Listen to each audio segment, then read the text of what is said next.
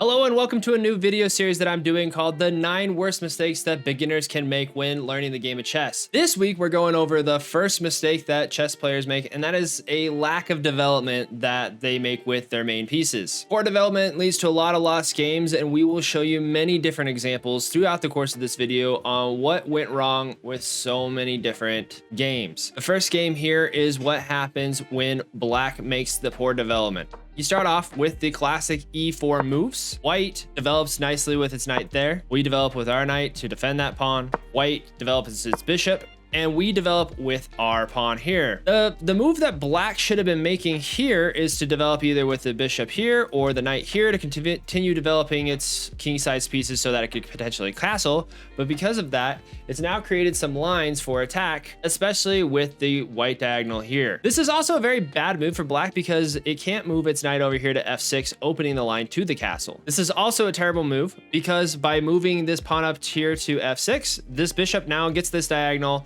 which even if you were to get these pieces out here, because of this diagonal, this king will not be able to castle king side. So what white does from here is it moves his knight over here to h4 to exploit this g6 square. Now that this pawn is moved, we lost 2 defenders here. So what white can end up doing is bringing this queen over here to h5, putting the king in check. If we bring up the pawn here, the knight can take, and you open up this rook for being attacked, as well as creating a secondary attack on the king. So what does black do to prevent this? It moves the g5 to try to attack the king, which is terrible. And you can see it's now mate in 2. White then moves its queen, putting the king in check. Doesn't have to worry about this attack on the knight. The king has to move up, and then we bring in the knight here to put the king in checkmate since he cannot retreat to any of these squares. Of the 5 moves that black made in this game, 3 of them were pawn moves, which really hurt the development of black. As you can see, all of its pieces other than the knight were on the back rank, and because of that, it was a quick win for white. This next game shows a little bit more development, but also shows you the common errors with developing a little too much with one piece. So white comes out here with e4, black matches with e5. We bring in the knights to defend the e5 square. White brings out this bishop to attack this c6 knight, and black brings out the g6 knight to attack this pawn. White then castles. Black takes this pawn, and white just ignores the threat from black and pushes the pawn here. Black retreats, trying to attack the white bishop. It just goes ahead and trades for the knight. The pawn then takes the bishop, and this pawn here takes this pawn, attacking black's knight. Black then has to retreat, and out of the first 7 moves in this opening, black moved this knight here 4 different times. And what's worse is it's on a really inactive square, and it has to make at least 1 more move to get back into the center of the board and get him back into play. White is going to capitalize on this by developing its knight. White then brings out the knight here to attack the bishop, and instead of continuing to develop the bishop, he brings it back, basically wasting time and not developing its pieces even more, while also preventing castling on the king's side. So eventually, after 9 moves now, all we have to show for ourselves is doubled up pawns, a knight on a really terrible square, and really nothing to show for black. And even if black plays its best game from here on out, it's going to be punished by white. White then develops its rook, bring it on this file here to attack the king. The knight will then just move over, check the king. If the pawn takes here, we have a pawn move here. But what happens is black uses the bishop, creating a discover check on the king. Well, black's not going to throw this queen over here to defend against it. So what black does is it just moves the king over here to f8. But by then, it's pretty much over. White then develops its bishop over here to attack the king. The king moves out of the way. The queen comes over here, threatening mate over here at g7. So black does the only thing it can think of, not developing the queen, but by pushing this pawn up, and black just takes the easy win by pushing the queen over here to c4. Because of that, it puts the king in check, and he has no other squares to go to, resulting in checkmate. This happens because black's lack of development basically ruined them from the very start. You can see here that all its pieces are basically in a terrible position that they haven't lost already. You have doubled up pawns, and you don't even have good pawn structure. That's why it's so important to have good development. All right, so the next game here, we start out with our typical e4, e5 pawn structure. We then bring out the knights in a Vienna game type of structure, and white pushes out, attacking this pawn. Black just continues its development, getting this bishop out, and white just continues with the knight here. Black then brings out its pawn, to defend it, and white pushes the pass pawn here. And this isn't a very good move because all it is wasting time. And what he should have done here is, instead of moving this pawn up here to f5 for no reason, what he should have done is continue to develop this bishop over here to c4. So black continues to develop his pieces, stopping a pawn advance from white, and white plays h3 trying to prevent this knight move here, but all it is wasting time. And so black, what they do is they push up in the center to try to take control, and you could say, yeah, this is a wasteful pawn move like the pawn move here on h3, but what the difference is this pawn is moving here to try to take control of the center of the board, and it has a good amount of pieces here to support its takeover. So black has a slight point advantage here, but white tries to counteract black's play for the center by taking this piece here on e5, thinking that black's going to take here on e5 as well, and then white just takes back and we trade, but black is up a pawn. But what happens instead is black takes on e4, taking the pawn back, white retreats just to prevent the h4 check. But what black has is it puts it in check anyways, because if white takes here, the bishop comes down here, putting the king in check. It's also supported by this knight. The only thing that the white king can do is move up here to e2. Black then continues the check, putting the king in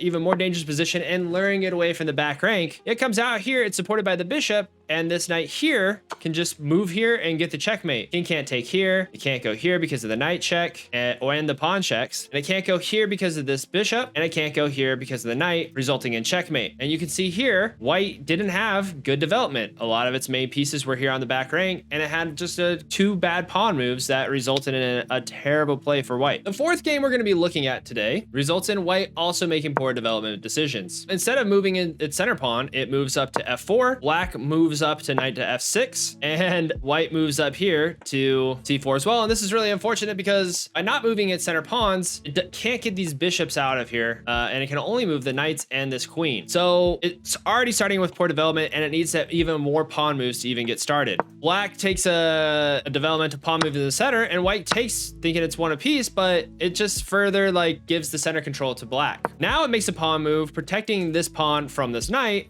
but black just makes some more center moves, and by taking it really just opened up the center control to put black in check. White develops its bishop, but it's only to protect the king from attack, and black comes over here trying to punish white's lack of development by having this pinned bishop not able to take the knight, and the knight now attacking two pieces here. So what white does to try to save any material is he puts the king in check. So black's best move is a brilliant move by moving this pawn over here to b5. Black's move here is brilliant because it essentially traps the queen in it. Queen can't go here, here, here, because it will be taken by the bishop, the pawn, and this bishop here. It can't move to b3 because what happens is the queen will just goes here to f6 and gets an eventual checkmate here on taking by f1. So really, white's only move is to take the pawn here by putting the king in check. Black just takes this bishop out, attacking the queen. He goes to take the rook, but by then, black traps the queen in even further and prevents white from even getting anywhere to begin with. And so this situation is pretty bleak. White's queen is lost. There's no pieces developed other than this bishop that is currently pinned. And by not developing white's pieces early on, it led to disaster for white. So this next game here is what happens when you make thoughtless development and don't think about the long-term consequences of the moves you make. We're gonna be looking at black here that's gonna be making the most moves, and we develop with the e4, e5 pawns, the typical f3 and c6 knights. And this time we move the bishop here to b5, attacking the c6 knight, and black kicks up this pawn here to take care of the bishop, preventing it from going forward, attacking the bishop. The bishop then moves back, keeping this attack on this knight, and black kicks up the pawn here to attack the bishop even further. The bishop retreats, and black brings up the knight to attack the bishop. This move doesn't really lose material because you can just trade these pieces and open up this rook file. And so what white does is they castle here, creating further development. Black takes the bishop, white takes with the pawn, opening up this rook file. Black makes a pawn move, really stopping development of its black squared bishop here, closing it in, and white decides it wants to open up the middle. And it really doesn't matter because if white takes here, queen takes back, and it just develops the queen even further. But instead what black does is they bring this light squared bishop here, and white knows that the bishop takes here, it just develops the queen. So it doesn't matter, it's gonna take this pawn here, and black knows now that if it takes here, the queen will take their queen here, unpinning this knight, And so he's got to take the bishop here. But by then, white has developed the queen. They've opened up the center, and white kicks out the rook here to attack the queen even further, defended by the queen there. So what's happened at this point? All of black's pieces that it has developed, the bishop and the rook that died here, are gone. They're dead. He has nothing to show for it. A really bad pawn structure on the queen's side, and its queen is under attack, and its king is exposed with no hope to castle because all its pieces are over here undeveloped. So what happens next is what happens when you just neglect and make poor development decisions. Black over here offering a queen trade. White says, no, I'm just gonna go ahead and get on the attack. And black moves the queen over here to try to get some sort of defense going if white comes here for the checkmate. White then takes this pawn, and no matter from either way here, it's checkmate. If you go here, you have checkmate right there. If you take here, still checkmate there. So black resigns at this point and loses. And this is what happens when you make poor developmental choices, and the only pieces that you do develop get murdered right away. And so our next game here, we're gonna look at another game of poor development. We start here with a Scotch game from white by pushing this pawn up here to d4. Black takes with the pawn, and white develops its bishop, attacking this pawn here. Black develops his bishop to protect this pawn, and white castles. Black then brings its pawn out, and white brings out the pawn from c2 to c3 to attack the pawn here and further develop its knight if he does take. And then the bishop goes here, pinning the knight to the queen. So far, both players have committed to good development. You can see here, black has 3 pieces out compared to white's 2. So far here, you can see that both players have committed to good development. You have black that has their 3 pieces out here, white with its 2 pieces there, but that's part of their opening situation. White then continues to develop here with the queen to b3 to support this bishop in its attack on the king and knight. Black responds by taking the knight on f3, and white responds by putting the king in check, moving the king, and taking the black knight. So based on chess fundamental principles, black should be in a worse position because it has taken the king out from castling, and there's only 2 pawns here, which makes it not the best situation for black to be in. Meanwhile, white is covered safely with this pawn structure here. White makes the mistake here by taking that bishop and opening up its pawn structure, especially on the rook file. Black then moves its pawn up to g5, knowing that it can open up that file and further attack white's king. White keeps up the attack by pushing the queen up here to attack the black king, and black continues to develop its knight, this pawn defending both of these advanced pieces there. White places the king under check, and the king moves to g7. Now, it's not fearing the eventual, take this pawn here, because what black can do is just move the king here and pin this bishop to the king, losing the bishop after everything is said and done, especially with the trade of the queens here. So white preemptively moves the king out of the way. Black moves its king into safety, and white, since it's really only attacking with 1 piece, is really of no threat to this king. It can't put him in check because it's taken by the queen here. And so what it does is it brings the rook in, creating some tension on this pawn piece here. So black just decides, hey, I'm just gonna kick this pawn here. It's supported by this knight and this rook here. And white tries to create a disruption of that by kicking this knight out. So white does kick the knight forward. It's no longer in danger from that pawn, and it is creating an attack of its own on the king. Now that the defender's gone, it looks like it's a pretty easy thing for white to do. So what black does is it throws the queen here, knowing that it's got checkmate here and checkmate here because of this planted knight here. White, knowing that, brings the knight here to defend this pawn, preventing this checkmate, and hoping that maybe with here, the king can take and we got something solid. But what happens instead is the queen takes the pawn here. The rook is forced to take the queen, and from there you have checkmate because this whole file is under attack by the rook and it's supported by this knight. Because black aggressively developed its pieces, you can see only 1 piece wasn't developed, and white had all 3 of its queen-side pieces not developed. It spelled disaster for white in that game. And our final game here is what happens if you poorly develop even further. So we start off with the classic king's gambit.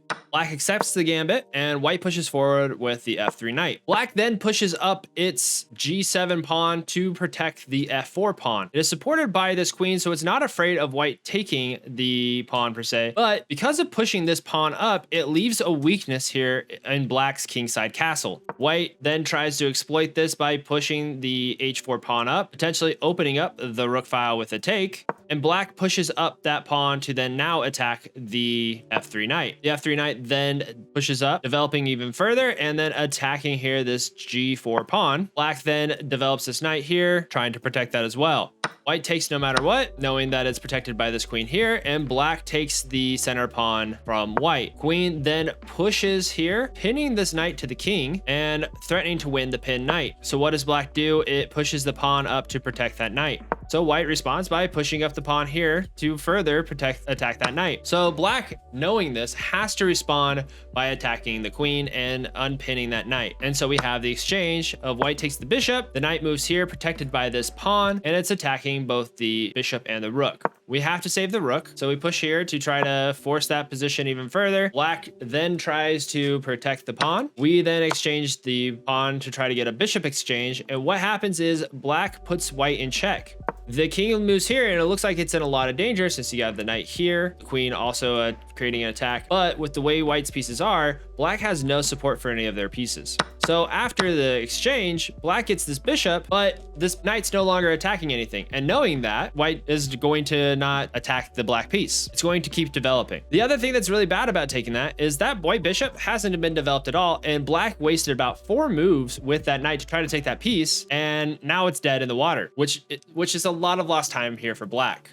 So white continues to develop with knight to c3, and black castles, but it's a bad move because this pawn is no longer there.